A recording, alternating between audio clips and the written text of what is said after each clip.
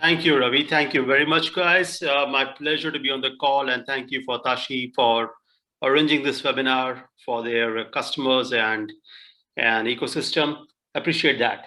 Uh, Guys, I'm going to let me just, before I even introduce myself, let me just really explain what we are going to get out of this conversation and this discussion.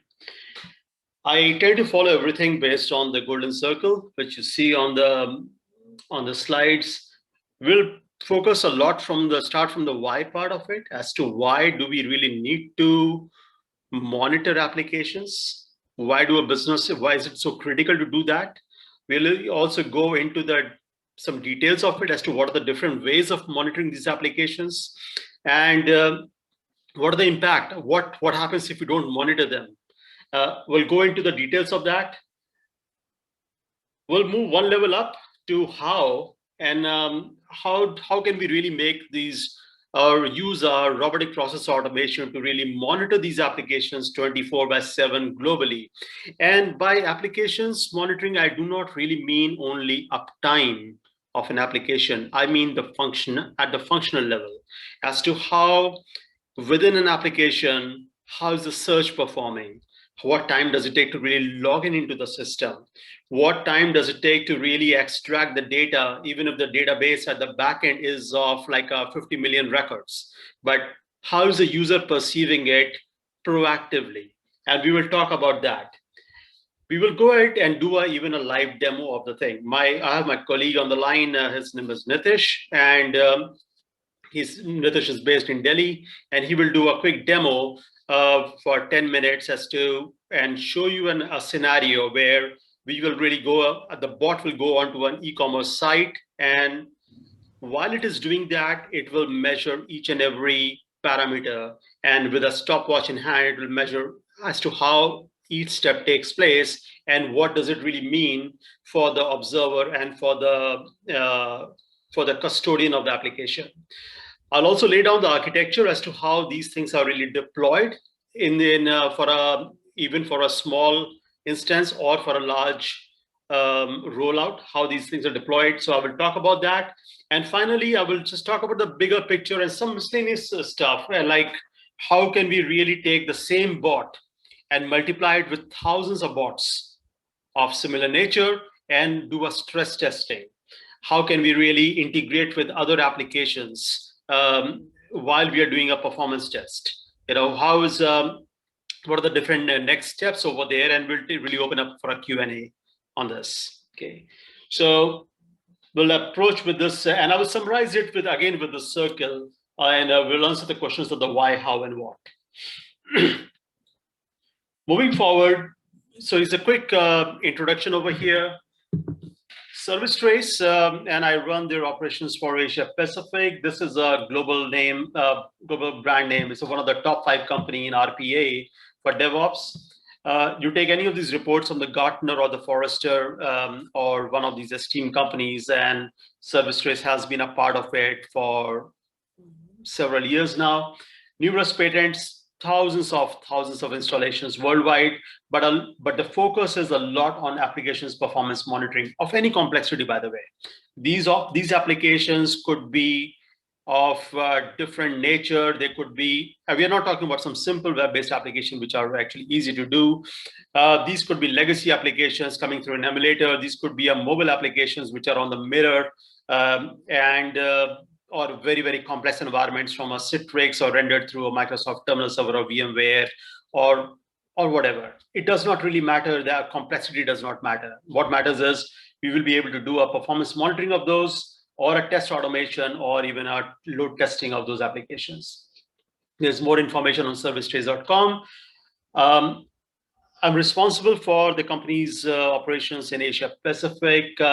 Last 3 decades, I have really been in a lot of large enterprises in the pretty much a similar position, but more relevant for this conversation is that actually I'm a member of a lot of these enterprise automation teams and these task teams and the COEs. So many times I get a front row seat to see as to how these application performance testing is really done. And whatever I'm going to share in during my discussion is a majority of it is really coming from my practical experience. Okay. Now, moving forward to the agenda is the end user experience, and this is the key. This is what really matters in this entire stack, from the data center to putting the data center to making all the servers, making a decision whether to make it on a cloud or on premise, putting all those servers in place, optimizing them, getting those applications developed, selecting the right database and everything, and the other 1,000 activities boil down to the rubber meets the road, and it boils down to where the user is using the application. Okay, so in where the user is using the application, and it is where the impact is there. What is the response time of those applications? If those applications goes down, it becomes very catastrophic. Now, some examples I will just share with you. Some of the impact which some of you would have already read about it or heard about it.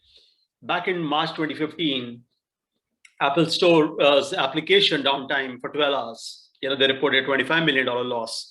But there were more. 2016, Delta Airlines 5-hour application outage, $150 million loss reported. Again, for all these stories, there's a lot of media coverage on them.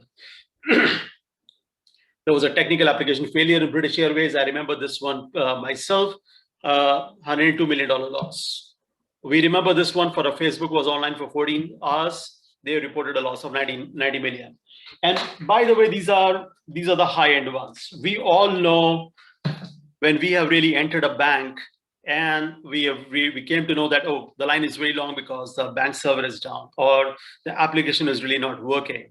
Or it could really happen at an ATM level, or it could happen at a client level because the backend application is down. So there is a very, very heavy impact on that. And the business really faces a lot of penalty for it. In fact, there is a study, and recommended study, actually, this one, because you can actually easily get this one. It is from Forbes. And there was an article why CTOs and CIOs should care more about the cost of downtime. $1 lakh, $100,000 per hour cost for an organization per site for the downtime of application, according to that article. And it's a very well-researched article. We also use it to share it with our customers. And it's easily accessible. You just Google it and you will really find it. The impact is very heavy. Google actually released a study that extra half a second in the search generation page, extra half a second, it drops the traffic by 20%. Yeah, again, you can Google the study, and you will find this part. There was another study, and if you're interested, just send a mail to me, and I will really forward to you that how institution really did the entire study as to how a financial stockbroker could lose $4 million in revenue per millisecond. This is the extreme case of it. But one of my favorite and very strong data point, which actually got me thinking a lot, and I discuss it a lot, is a 10-year-old data point, which was shared by Amazon. And this one slightly shakes you up. And this is that what they mentioned is that every 100 millisecond of latency costs 1% in sales. 100 millisecond, guys. This is as low as it gets, and it costs 1% in sale. And this data is, I think, roughly about 2011, 2010 sort of study. And this is where, and we're not even talking about application downtime. We are talking about whatever was service level agreement, or the perceived, or what was the target of that agreement, the delivery is just 100 millisecond different, and it's costing 1% in sales. We're talking about big numbers over here. We're talking about big names, but then again, in our own environments, we really come across similar situations like this. where the performance of the application is really going down. Again, and I'm repeating it, I'm not talking about uptime of application. There are very simple tools to really do that. We are talking about in the detail of the applications, and we'll talk about that. We'll show it, in fact, in our demonstrated over here. Moving from these impacts and the studies, let's really come to the crux of this discussion. Is in this part of from a data center to the servers, to the database servers, to the way the network, and by the time it really reaches us, all these parts really could be showing green. Everything is all fine and everything is green, and there are no alerts going on everywhere. The rubber meets the road where this guy is really kicking in. This is where that 100 millisecond delay is really happening, and there is a 1% drop in sale is happening at this level. Well, the server guys and the database guys, and very, very high respect to them, and I used to be them, they're all showing green lights, by the way. Things are really happening over here. And the big question becomes that how do we really measure this thing? How do we measure that there is, let's say 100 millisecond is too extreme actually for all practical purpose of for this call. But let's say we were expecting a response in say 3 seconds or 2 seconds. And now it is really coming at 4 and 5. There is already going to be an impact somewhere. There is an impact. Now, what are the different ways of measuring it? These things are really happening over here. At the back end, there's a lot of complexity. So cannot really measure, can drill down, but things are happening over here in real time. So how do you measure it? There are two ways of doing it.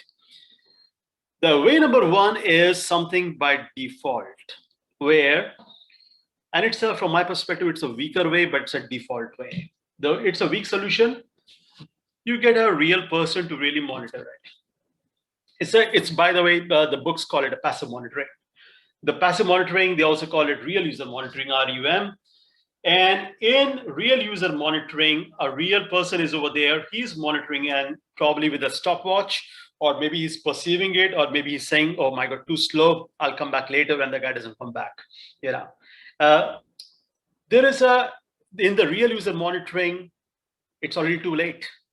The user has already gone in over there, and he has tried it, and he's already frustrated. He's already walked out. By the time this thing starts to really happen and people realize it, the hours or probably the entire day could have really passed by before some news would have come in. You know what? The site is very slow, and we are seeing a lot of slowness in the transactions today. The data is collected after the arrival of the real user, so it's too late. It's passive, and hence a weak solution. Not a bad solution though. A lot of people started with that, but it's a weak solution. Okay, especially if the critical applications are there, and people are depending on those applications. A much smarter way, and by the way, it's not saying that I'm not saying there's a smarter way. There are books on application performance monitoring, and they will also really talk the same way. It's proactive monitoring. That you replace that user by a bot. A bot is, to simplify the terminology over here, and this entire discussion is actually non-technical.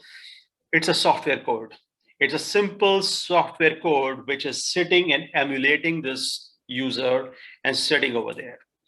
And let this bot monitor 24/7 round the clock on what is the performance like.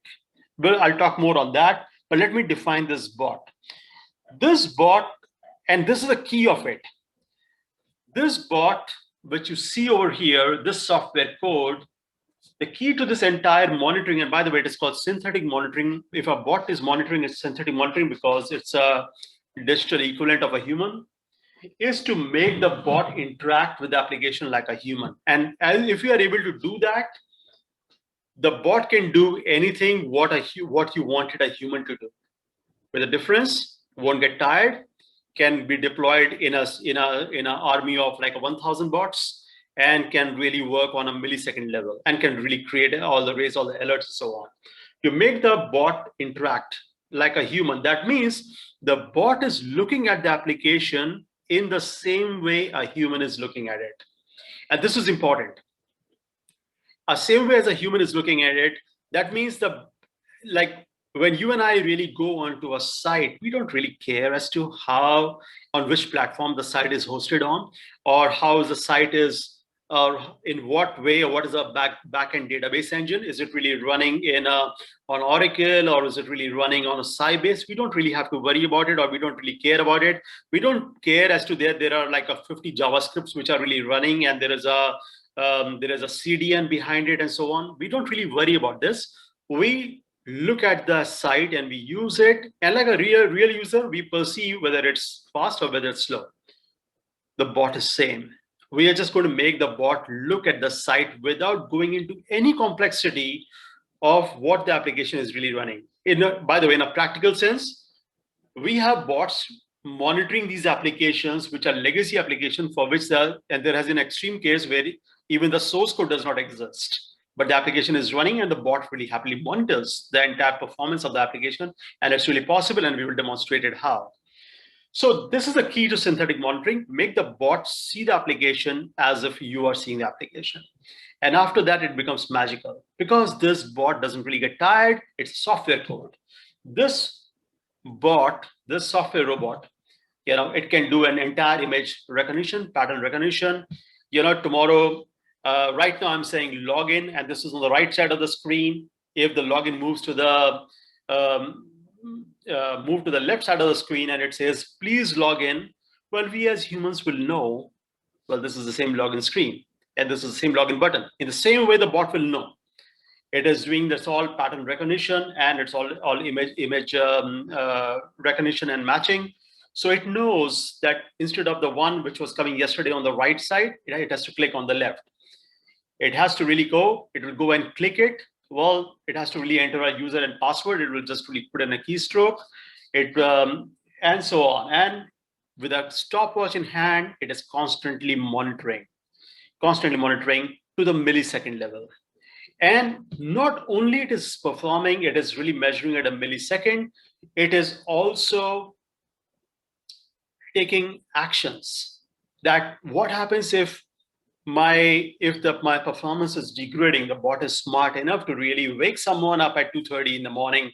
That, guys, something is really going wrong, and there is a trend for this thing. Please wake up and really listen to me, because there are some dynamics over there in the application, and it's really going to go. It seems to be going down. So that's what the bot does. It mimics the activities of a human user. Like a Superman, it really just works down the clock. And by the way, you can really have these bots. And if your application is really running 500 locations around the world, drag and drop them in 500 locations from one place, and they will just really happily work. Okay. Within the next 5 minutes, we're going to show it to you as to how this is done. But before that, let me just really do some explain as to how the architecture is. There is one step that we need to do. We need to do a workflow. A workflow is nothing, again, is slightly bigger word. A workflow is nothing but a sequence of steps. We are telling the bot that, hey, bot, go to this website, do this sort of stuff. While you are doing this thing, go here and go there and come back. And by the way, monitor everything. So these are just workflow design. There is no coding involved. There's no coding involved. We are just really telling the bot what to do. That's it. And we'll show it. We'll show that in the next slide. Now, once a bot is created, this is a one-time effort, by the way. Once a bot is created, you just throw the bots in all the places where they have to really monitor. Now, you may be wondering as to, do I need to really monitor at multiple places and so on? And we can really take those questions later, because there are all combinations are possible. You can really make a bot sit in New Delhi and monitor the applications which are running in Tokyo, or you can really take the bot and put it into Tokyo and monitor it from New Delhi. Those things could be on cloud or they could be on premise. Every type of combination is possible, whatever we can think of. We can take up an army of bots in Delhi, and we can take another army of bots in Tokyo and do some more complex study on this thing. Everything is possible. So coming back to this diagram, you create a sequence of steps, and then you deploy these bots. These bots, after that, happily keep informing the central server where everything really gets collated. All your reports are shown, your dashboard are really shown, reports are really shown, everything gets scheduled.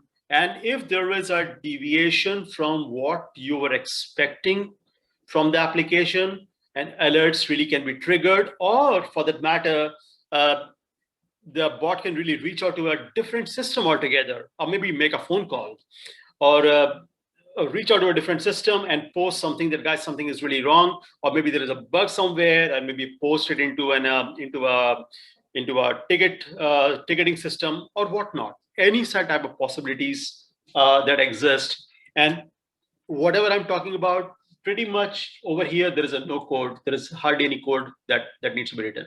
Okay.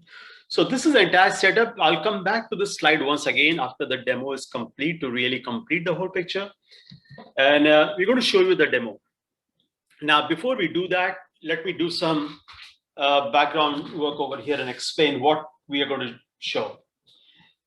My colleague Nitish is, who is in Delhi right now. What he has done is he has programmed a very simple bot. And he's going to show you what he has done. This thing was done like within an hour. Within 1 hour, this was done. No code written. He's telling the bot that, hey, Mr. Bot, open up the Google Chrome browser, and why don't you go to Amazon.in, log into it using this My Account, go to the product page, add some product to the shopping cart, and I will tell you which product to add. Maybe it's a mouse or a keyboard or a book or something. Add it to the product to the shopping cart. All right, then why don't you go ahead and click on the delivery address? You'll find a pattern over there, and then you select the payment method. But because my intention is really not to buy right now, but more to test the performance, go to the cart page and delete it. Because you, Mr. Bot, you have to do it after every 10 minutes, and then log out of the session. But while you are doing this, bot, please measure each step. Measure each step with a stopwatch in hand. Every millisecond that really passes by while you do all these 9 steps. You take all these results and you log onto the server, log onto the central server over there, and please repeat this entire thing after every 10 minutes. After every 10 minutes, repeat the same, and do it 24/7. And probably, and then I'm going to take you and I'm going to really put you all, say, in 500 locations. So this is what we are going to show. The architecture over here is the bot, which is really running, is running on Nitish's machine, his own personal laptop. It's really running on, and he's sitting in Delhi. Amazon.in servers, based on what the ping results tell us, is probably on in Mumbai. So the bot is really going to see from Mumbai and do this part, and they're going to take the output and really transfer to the server, which happens to be in Germany right now. But one of the intention, this is slightly intentional the way we are showing it. And again, to highlight my point, is that all these things are possible. Any combination which you think of is possible. And this bot was done without any coding itself. And within an hour, it was really done and done. So we're going to show this part to you. I am, for the next 10 minutes, my colleague Nitish is really going to talk about it. I am, while we do that, I'm going to just really transfer the control to Nitish, and then I will take back and complete this thing. So just 1 second, and Nitish, you are the host now. Please take over and share the screen.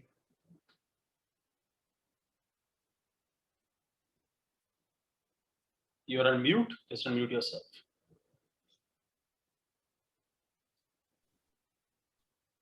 Thanks, Manish, and hello, everyone.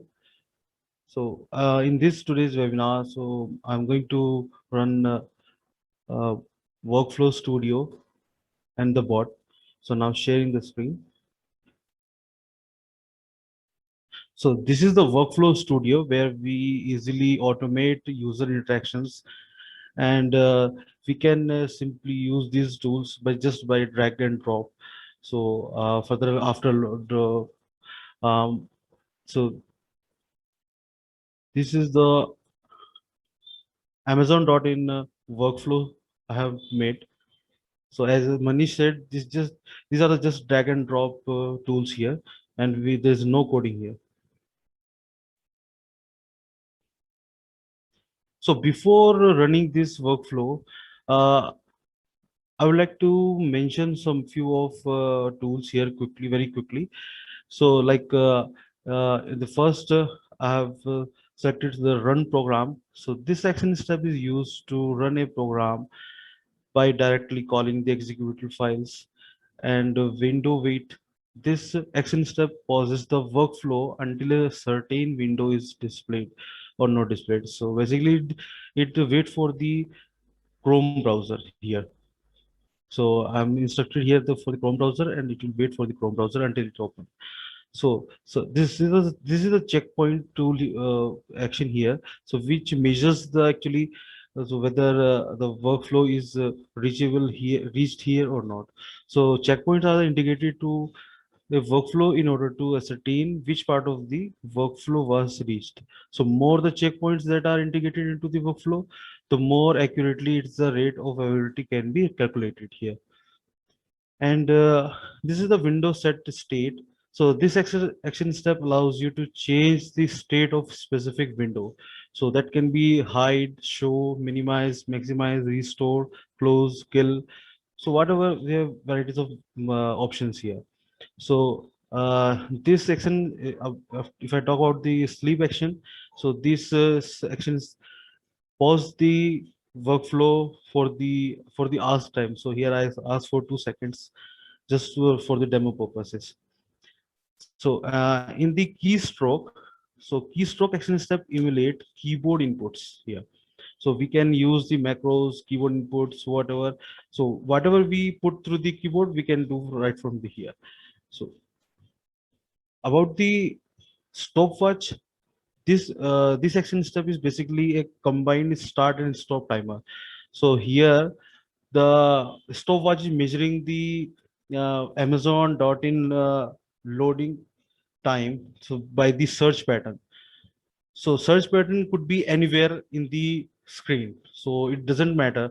So so whether the Amazon like a few days back, if the Amazon logo was in the left side, and if it is moved to right side, then it is it is our products feature that it can recognize anywhere in the screen.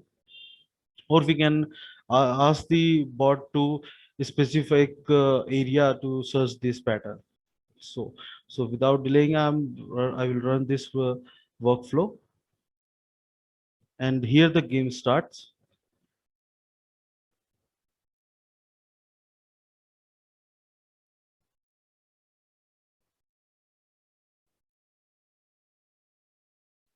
So here now the bot is doing itself here.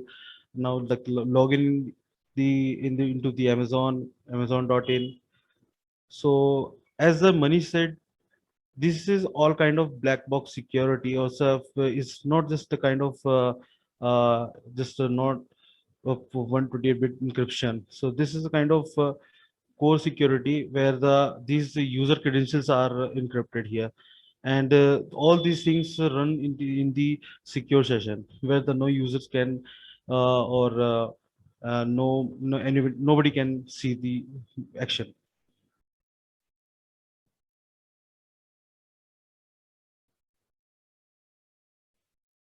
So while running these all these things, bot is actually picking the all measurement points and the checkpoints. So here the workflow actions are end here, and the results are will be shown be by the workflow here.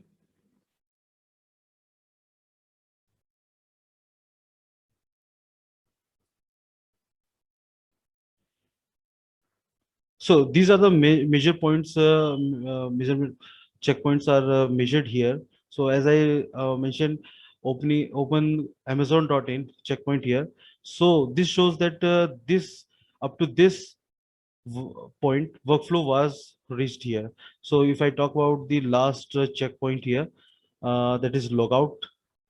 So this actually shows that that workflow was almost complete, and the workflow was successfully completed.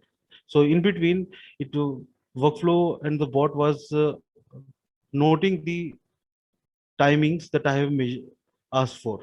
So whether it is opening the time of opening the time, or whether it is navigating to the time, the login page. So we can see here.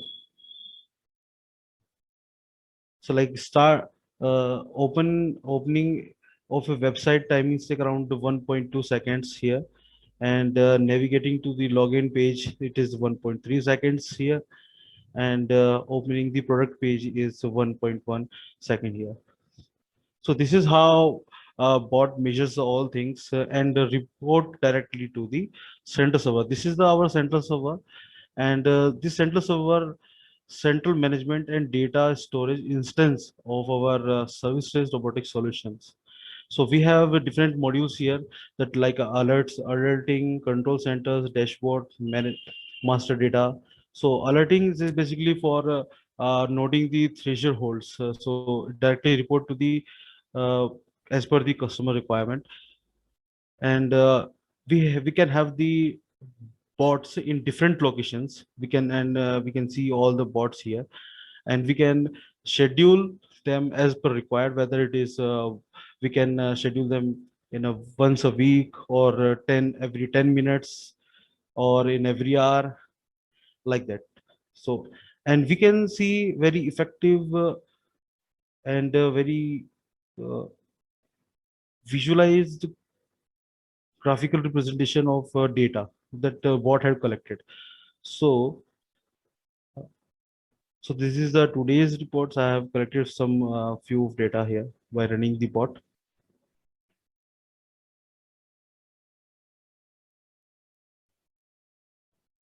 So bot is run totally the 14 times, and the 14 time was success. So error rate was 0. While running this, the bot has noted all the measurement points, and the heat map is actually the at the what percentage the availability of all instance was actually. So all instance was 100% here, we can see. So we can set as per required. So whether we can set if we know our systems capability, then we can set as per required, whether it is 85, 95, or 100%. And this is the response time summary here. So every element is noted by the bot here. So adding the adding the product and adding the sorry, address selection time here. So what's the time is and this is the average time, and this is the max response by the timer. And this is the availability per locations. Like this wise, we can make a lot of graphs and reports here. So we have report automation here also. We can make a customized report here also, so which actually helps to make a like a PDF files by report here.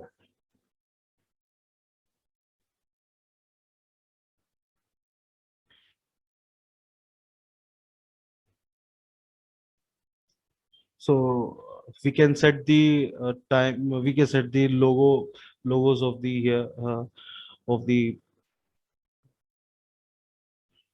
companies here.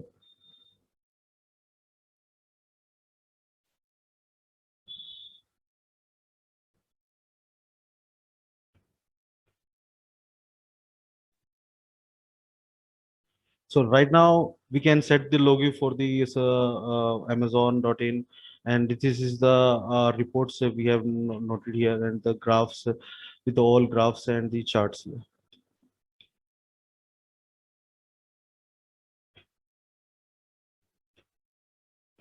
Over to you, Manish.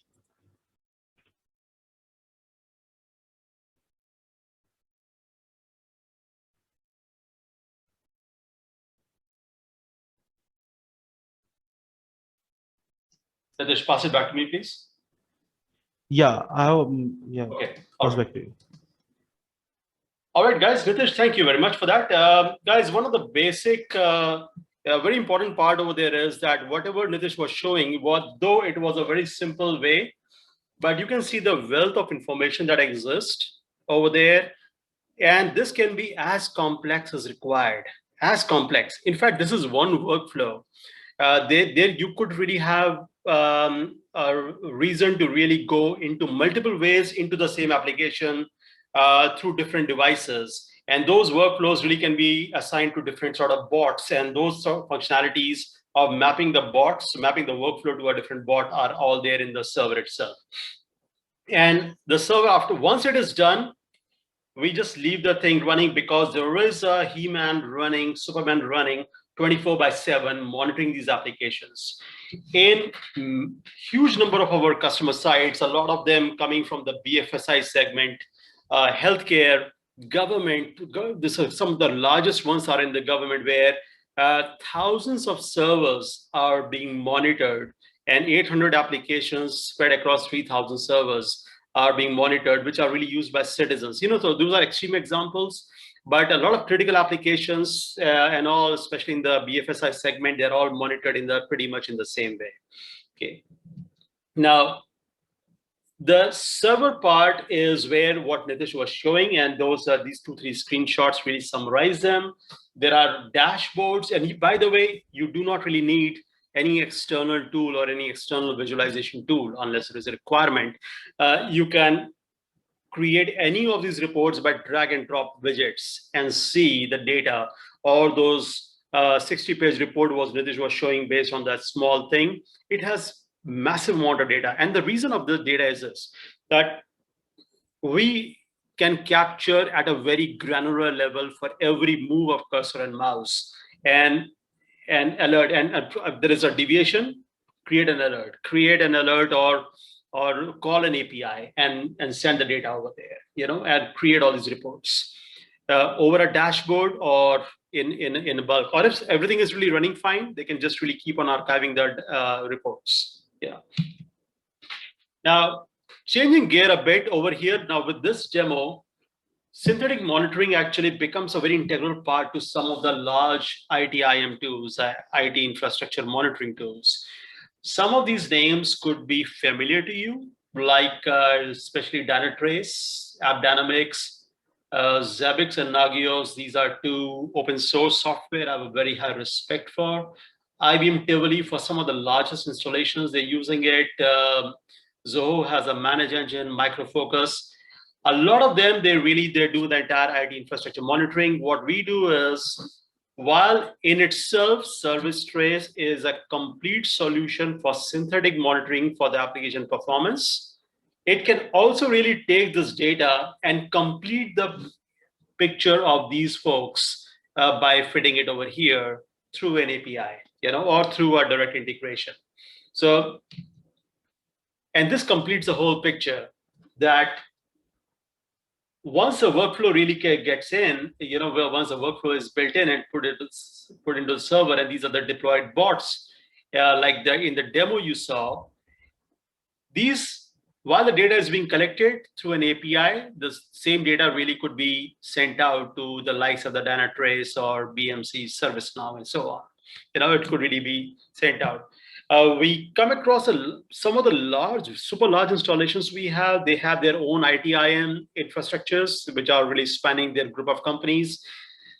None of them is an issue because the API itself is very granular. It can really take every atomic data point and really transfer it to the right place, or maybe summarize it and really transfer to the right place, proactively. So when we integrate it, of course, really the integration becomes very seamless. So this is like a Dynatrace. We really integrated. I'm not going into detail of it, but we complete these tools by providing proactive monitoring and a very smart monitoring technique over there. We will talk about a special case now, and which is also very interesting, and some of the largest projects are actually made of this. And it's a case of APM, what we talk about. So we talked about as to how this entire thing and is in the stack, we put a bot over here in a very simple example, which Nitish was showing. Now, assume that this is an e-commerce site like Amazon, and let's have a discussion with the e-commerce site or e-commerce customer, and they can say that, you know what, our customers are usually in the 4 different types, and we would like to do entire load testing of them. For example, they can say that, you know what, our e-commerce site at any point of time, on an average, 50% of them are browsing the site. Shopping cart are 30% are in shopping cart. Registrations are 10% of them, and they're filling contact form or already chatting with a chatbot is another 10%. Say as an example only. It could be complex. There could be 20 different categories. Doesn't really matter at all. At all. From here, we deduce that there's a ratio between 5 bots to 3 bots to 1 bot to 1 bot. Okay. Now we can take the same bot and the same tool what we just showed, and we can create an army of bots. You can actually take and multiply by, say, 1,000. So what it means is now we can unleash, if the customer really wants to do that, the entire checking of the client wants to do the entire checking of the site as like a load testing or a stress testing, you can unleash like a 5,000 of the bots who are browsing the site in a workflow, another 3,000 bots doing the shopping cart and payment, another 1,000 doing registration, another 1,000 this, which ended up simulated as like a 10,000 bots, as if 10,000 actual users are really using the site. It's a great way of load testing. Just and organizations do that, So let's take a case of, say, Netflix.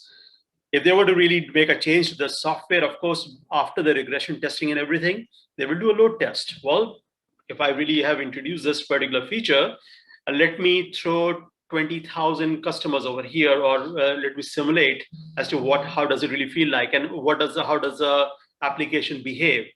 It could be a stress test. That means instead of like a 5,000, I create 50,000 users and see, can it really take that stress? Or it could be a volume test for that matter. It is supposed to be some simple social network, but let each of these bot make them throw like a gigabyte of data inside at the same time. Well, we'll see the volume test as to how it stresses out and how the database really start performing, and what's the performance, what's the impact on the application.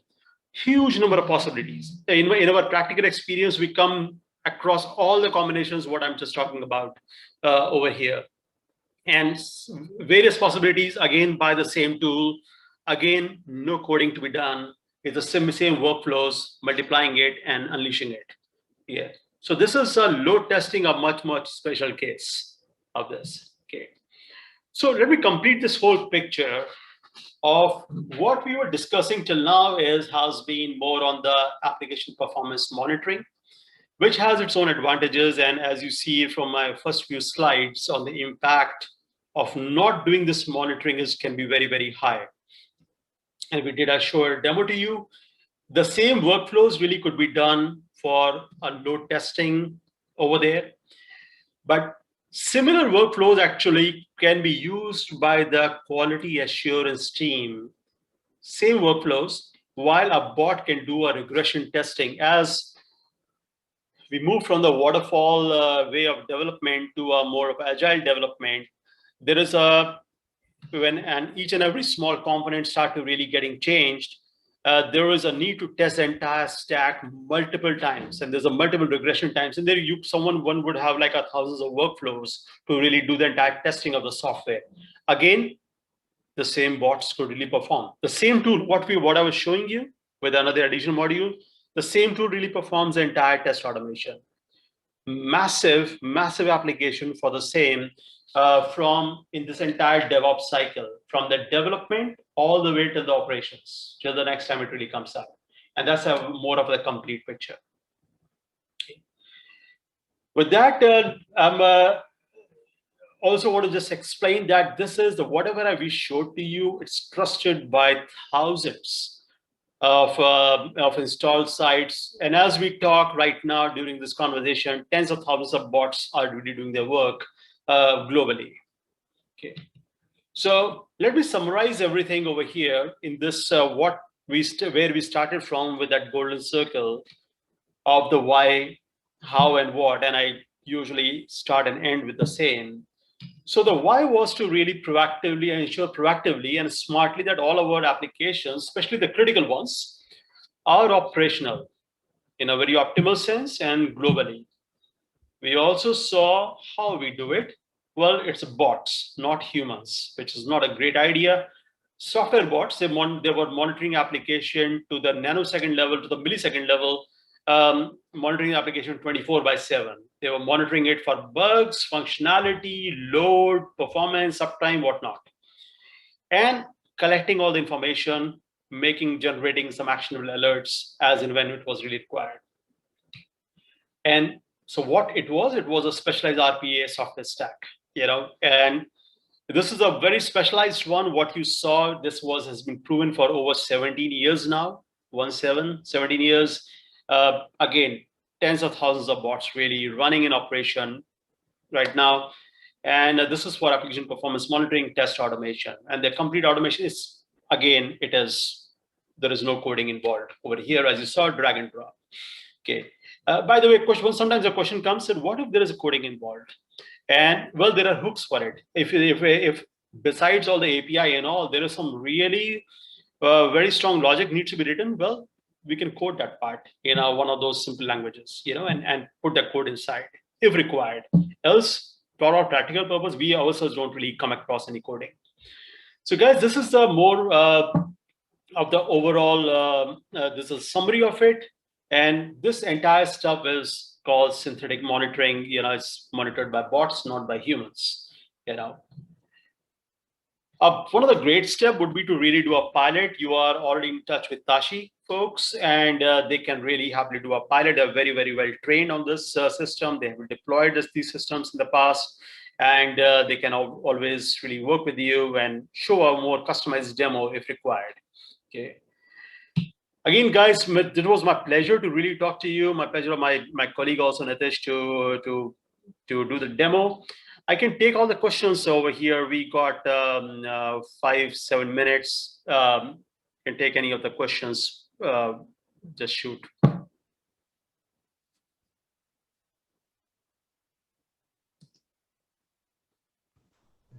Anyone has got any questions, please ask Manish. And thanks a lot, Manish, for the session detailed insights, and also thanks to Nitish for the demo. So I request anyone has got any questions, please ask quickly. No, Ravi. At this point, we don't have any questions. I don't have any questions. I'll Okay. check with Manish, the team and. Yeah, Manish, I have got one question before anyone puts their own. Sure. So usually how long a pilot project takes? So a pilot project, so the one which Nitish showed, where there were like a 9-10 steps and all, that making that workflow could be like a 3 or 4 hour job. Yeah. But I'm assuming that you know the system. So 3-4 hour job, you can really create that workflow.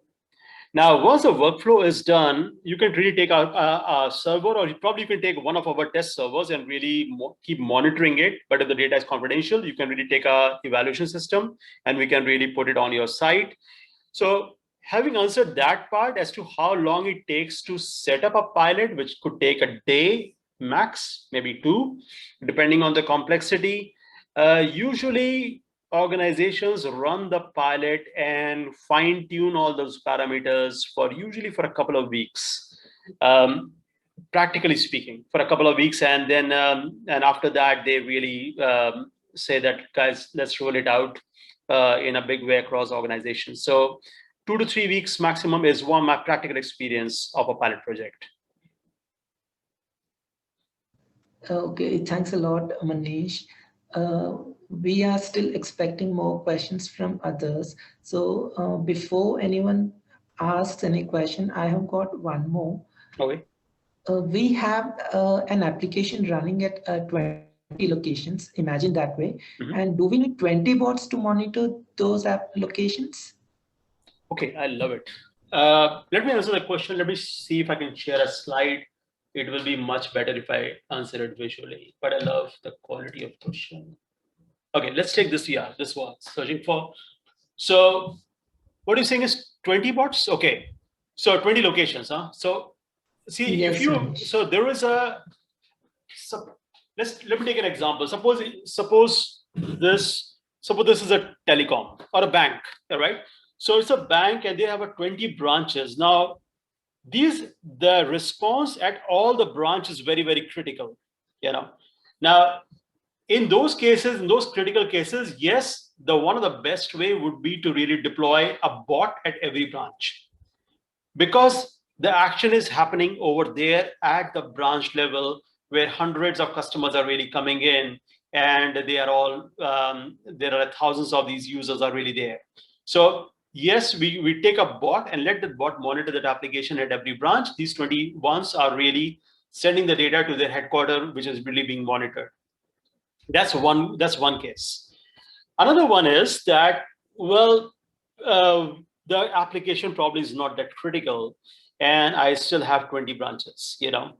But the application is not very critical, and we need to really do is that, like, as long as the application uptime and logging into the application and coming out is all acceptable and within threshold, and the client and the organization is saying, you know what, I don't need 20 bots. All I need is only this one. Well, in that particular case, you can actually take one bot, one or two bots, and divide the 20 locations across that bot. That means let the bot really go to location one, do this work, put the entire log all the data onto the central server, move to the second location after maybe say 10 minutes, and the third location after another 10 minutes, and so on.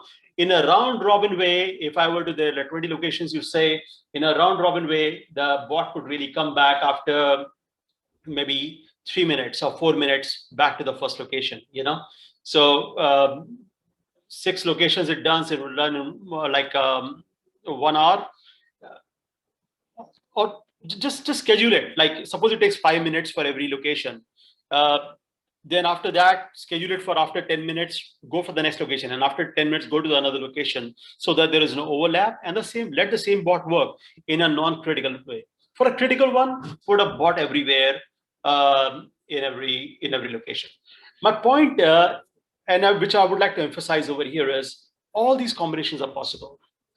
So once the workflow is done, we can actually do this thing and monitor it from anywhere to any application, or the entire server could be residing in one place, on premise, on cloud, and whichever combination, doesn't really matter. And once again, the complexity of the application also does not matter, because we are taking the bot, making it look like a human. Hope that answers the question. Yeah, nice one. Yeah, thanks a lot, Manish. So any more questions, anyone last minute?